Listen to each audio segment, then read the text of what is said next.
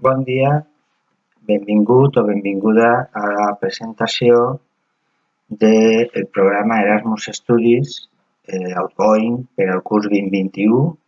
Com saps, el passat dia 30, 1 i 2 d'abril estaven previstes les jornades informatives.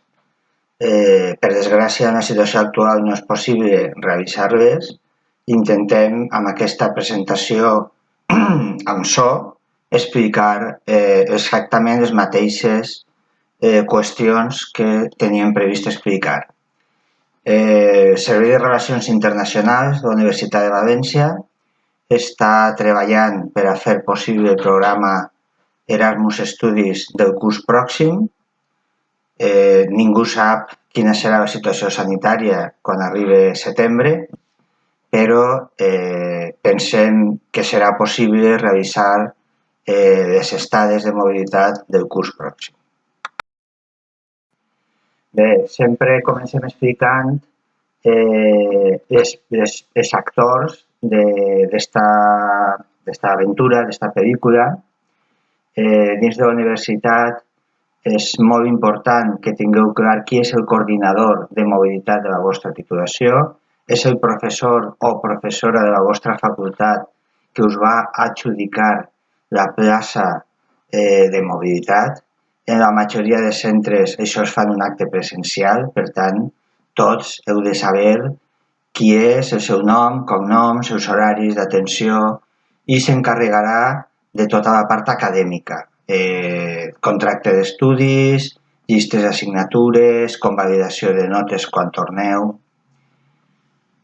Respecte a la qüestió de la informació administrativa, tot el que sigui relacionat amb la beca econòmica, els tràmits, els papers, estrictament relacionats amb la mobilitat, serà el Servei de Relacions Internacionals, el vostre interlocutor, però també heu de saber que en moltes facultats hi ha una oficina de relacions internacionals, en economia, en dret, en psicologia, en altres facultats, i això de vegades és font de confusió, no? El coordinador li diu a l'estudiant o estudianta: no, ves a l'oficina de relacions internacionals. S'està referint a la de la mateixa facultat i de vegades l'estudiant, quan podia vindre, es presentava en plaça de Cisneros, que és on està el Servei de Relacions Internacionals, i clar, això feia perdre molt de temps. En aquests moments recordeu que totes les comunicacions són via correu electrònic. Heu de saber el correu electrònic del vostre coordinador, de l'oficina de la vostra facultat, de la secretaria de la vostra facultat, les nostres direccions de correu. Us aneu a relacionar també amb la universitat de destinació i encara que està en últim lloc, l'estudiant o estudianta és un actor principal. Mireu, a partir d'aquest moment, si voleu anar-vos d'Erasmus el curs que ve, tot el protagonisme, tot l'impuls del procediment ha de ser vostre. Bé, resumint-ho molt, feu una sol·licitud, hi ha una preselecció en el mes de febrer per part dels coordinadors que us van adjudicar les places. L'oficina, el Servei de Relacions Internacionals ja ha fet comunicació a quasi totes les universitats a les que esteu destinats. No totes tenen un deadline, una data límit propera, algunes són fins i tot en juliol o agost, però quasi totes, en pocs dies acabarem i ho comunicarem a totes. Normalment es posaran en contacte amb vosaltres i vos toca a vosaltres fer els tràmits que continuen el procediment. Si mireu la nostra pàgina web, hi ha una pàgina imprescindible d'estudi imprescindible, de comprensió imprescindible, i està dividida en 3 períodes temporals i un, diguem-ne, atemporal. Les coses que heu de fer abans d'anar-vos-en, abans de marxar, les coses que feu en arribar a la universitat de destinació, les coses, quan dic les coses, parlo sobretot de papers, de documents, que heu de fer a l'entorn del moment de tornar o després de tornar a València, i hi ha altres tràmits i recomanacions. Esta és una foto de la nostra pàgina web, programa Erasmus Studies, documents útils. En aquest moment, vosaltres sou del curs vinent, del curs pròxim. Aleshores, a l'entorn del mes de juliol això canviarà i vosaltres sereu del curs actual, però de moment i fins al mes de juliol heu de consultar curs vinent. Els tràmits no han canviat molt d'un curs per a un altre, però sempre hi ha alguna xicoteta diferència, en fi, procureu consultar el vostre curs. En el període actual esteu acceptant la beca per una aplicació que és Centreu. Tots sabeu que és Centreu, també sabeu que és Portalumne, que també l'aneu a utilitzar. L'expedient es diu Erasmus Studies 2021, hi ha un xicotet canvi de nom respecte als cursos anteriors. El vostre és este, està en Entreu, se va obrir el dia 3 de març. Hem tingut algun problema informàtic, però ja està, de moment està solucionat. Se tancarà l'11 de maig o no, si continuem en l'actual situació, fins i tot legalment no és possible tancar terminis. Però nosaltres teníem previst l'11 de maig, ja veurem. Quan acabeu la vostra acceptació, primerament us dona un justificant, primerament us dona un justificant de que heu fet el tràmit. I després heu d'anar al meu lloc personal, que està en un menú dalt a la dreta, i podreu baixar-vos un únic document en PDF que conté les 3 primeres pàgines, és un nomenament oficial, és un certificat de la Secretaria General de la Universitat de València que diu que sou els candidats nostres a obtindre una plaça en la Universitat X, la que se vos ha assignat. I també, a partir de la pàgina 4, els que heu fet les proves, els que vareu aprovar algun dels exàmens d'idioma del 14 de desembre, tindreu el certificat d'idiomes d'esta prova de B1. El nomenament, no té tanta utilitat, poques universitats demanen el nomenament, molt poques, perquè nosaltres ja hem comunicat en un acte que diem la nominació que són els nostres candidats i per tant ja tenen una comunicació nostra, però el certificat d'idiomes sí que serà molt necessari. En el futur haureu de pujar documents a Entreu. Ja no entrareu a través d'Expedient Erasmus Studies 2021, sinó que accedireu a entreu.es i anireu al meu lloc personal. I des d'ahí fareu la pujada dels documents relacionats amb la vostra estada Erasmus Studies. Bé, per si algú no té en el cap com accedir a Entreu, heu de seleccionar estudiants, s'obre un menú en el que seleccioneu mobilitat perquè és la manera de que a la part de baix hi hagi poques opcions i sigui fàcil de trobar, l'expedient Erasmus Studies 2021 i el meu lloc personal del qual vos podreu descarregar el nomenament i el certificat d'idioma i a través d'ahir fareu els pròxims tràmits que tindreu que fer en relació a la beca. Bé, ja ho ha acceptat. Alguns estudiants creuen que l'acceptació, vaig exagerar, té característiques màgiques, no? Com si totes les universitats d'Europa estiguérem connectats i a través de l'acceptació ja queden pràcticament matriculats en destino. Bé, per desgràcia, de moment no és així.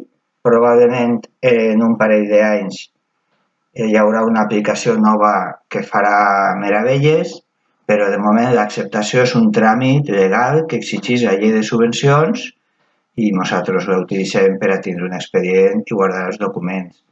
No està en absolut relacionada en els tràmits que heu de fer a la universitat de destinació. Què és el que passa en el 99% dels casos? Nosaltres enviem una comunicació, una nominació a la universitat de destinació i diem este estudiant o aquesta estudianta és la nostra candidata. No vos donem una plaça, us donem la condició de candidats a una universitat, a les places que tenim firmades a missa universitat.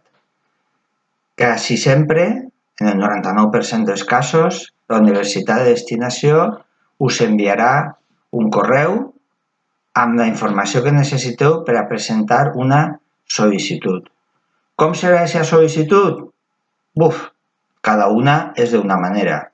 Cada vegada més hi ha sol·licituds online, hi ha qui continua en papers, paper que esperem que ningú continuï demanant en format paper, que se pugui escanejar i enviar-te en PDF per la situació actual, però sí que hi ha universitats que demanen papers. ¿Vale? Podria passar. Aquesta sol·licitud d'admissió solen demanar que vagi acompanyada d'una determinada documentació. Parlarem un poc d'aquesta documentació. Una de les coses que sempre demanen, o quasi sempre les que tenen requisit lingüístic, és el certificat d'idiomes.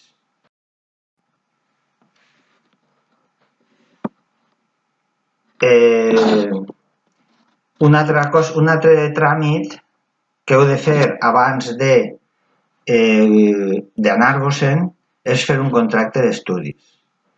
Bé, un contracte d'estudis no és simplement una llista d'assignatures. A l'esquerra, des de la universitat de destinació, origen dels crèdits, i a la dreta les assignatures de la Universitat de València.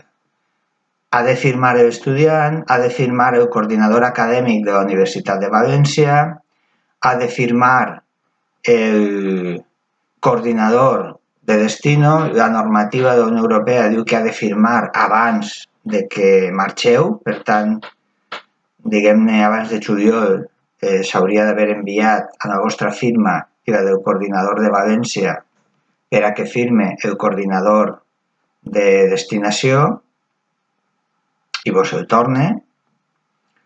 No totes les universitats respecten aquesta normativa europea perquè alguns coordinadors se queden el contracte o te diuen que no l'envies, que ja te firmarà quan arribes.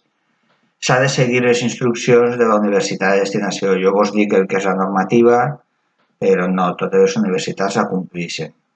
Bé, aquesta llista d'assignatures d'origen i destinació, firmada abans de marxar, és una garantia per al reconeixement de crèdits. El contracte d'estudis diu: si m'aproves aquestes assignatures de destinació, jo et convalidaré, et posaré en el teu expedient acadèmic els crèdits d'aquesta llista d'assignatures de València. Han de ser més o menys paregudes, però no han de ser absolutament exactes. D'acord? A la part de baix estan les assignatures que encara no teniu aprovades. Per tant, molta cura, perquè fins i tot estaran les assignatures que esteu fent en el curs actual. Si ja teniu clar que alguna assignatura no us aneu a presentar, la podeu incorporar efectivament al contracte d'estudis. Però heu d'incorporar assignatures no aprovades. Fins i tot, sabeu que en la matrícula, per als que no teniu un expedient tan bo, en la matrícula ordinària és obligatori matricular-se primerament de les obligatoris o troncals de cursos anteriors i després ja te deixen matricular-te de les del curs actual, del curs que vols fer.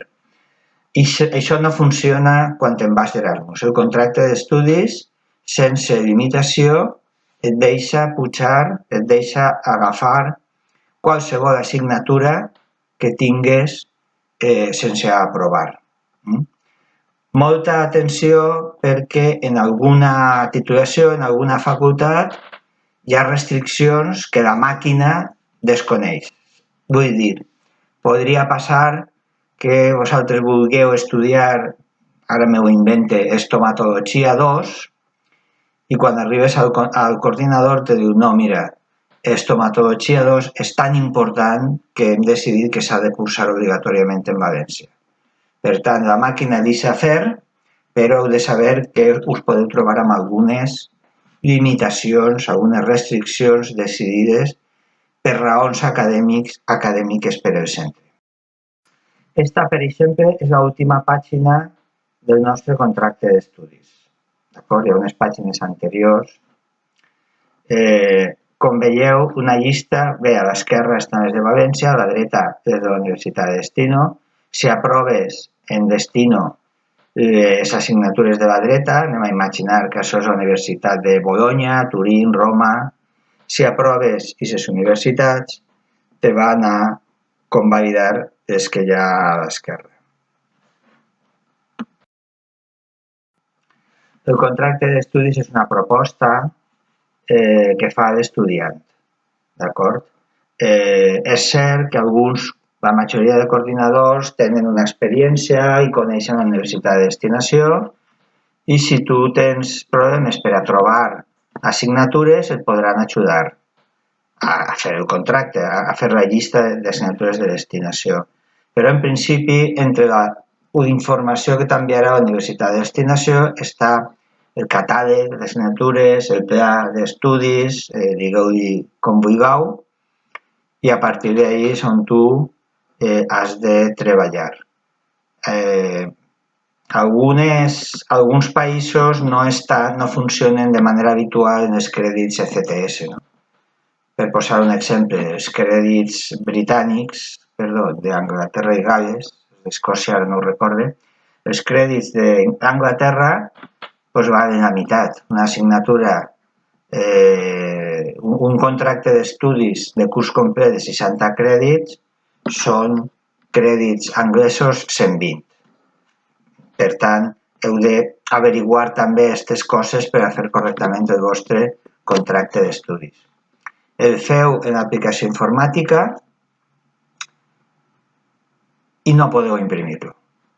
Vosaltres heu de pujar les assignatures, posar el nom de l'assignatura de fora i quan el teniu acabat heu de contactar en el coordinador i dir-li ja tinc feta la meva proposta de contracte d'estudis en l'aplicació informàtica.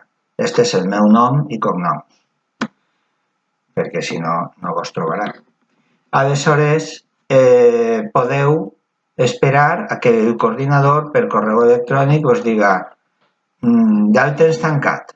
Una vegada el tens tancat, el tancament del contracte d'estudis suposa l'aprovació d'aquesta proposta i suposa que ja podeu imprimir. Abans del tancament per part del coordinador no es pot imprimir.